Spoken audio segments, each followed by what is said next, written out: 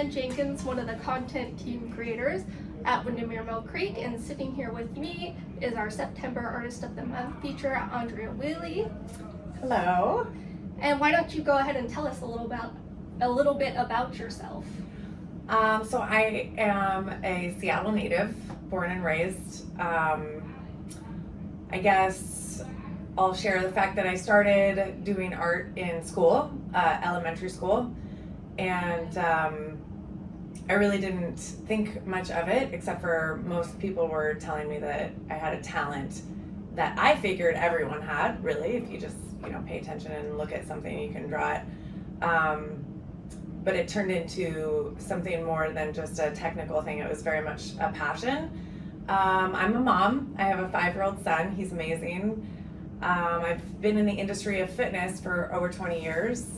And that is another passion of mine. Specifically helping people heal their relationship with food, movement, and their body image. So very much anti-diet mentality, helping people heal and find freedom. So currently I am in HVAC, which is totally unexpected in my life. But I work for an amazing company, CM Heating. And it's really the company that brought me into the industry, learning a lot about business and leadership. So I'm loving that. Good, that's very interesting. Thank you for sharing. Yeah. So I guess the next thing I'll ask you is what got you into art? Yeah, so really it was my art teacher in high school. She was very encouraging, and she had recommended that I go to Cornish. And I felt like it was challenging for me to balance the social side of myself and my art side.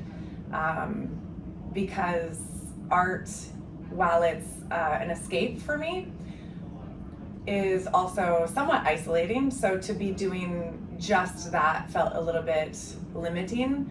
And so really I just pursued other passions and completely left my art for my own personal expression, I guess. And along the way, when I actually went to college in Canada, Saskatchewan, Canada.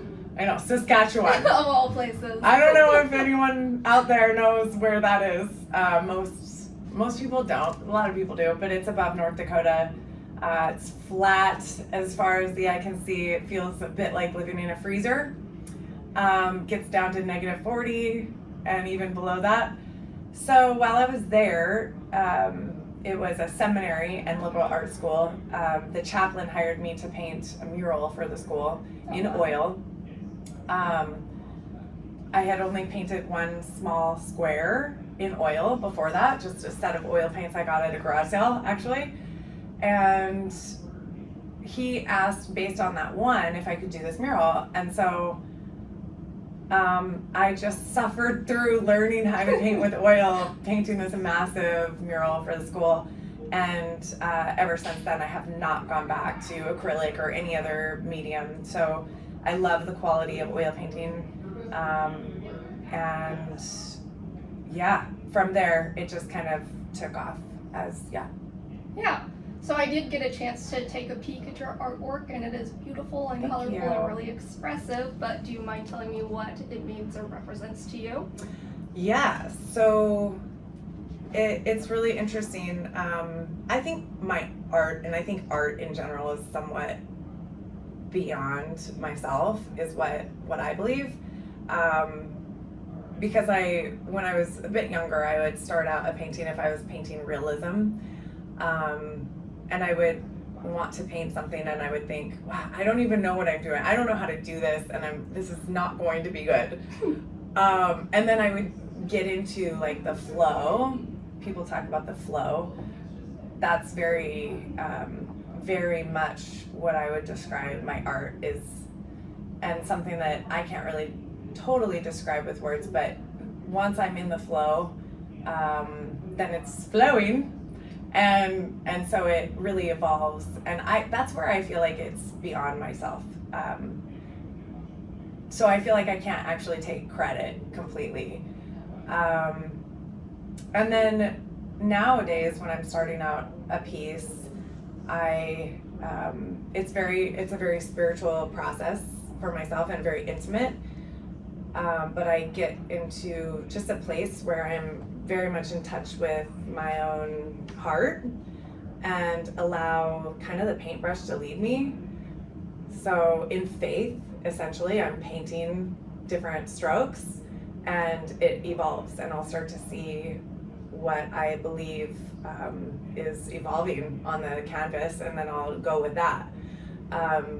And so I would say it's healing and liberating, and it brings beauty to my life. So that's the whole reason I paint.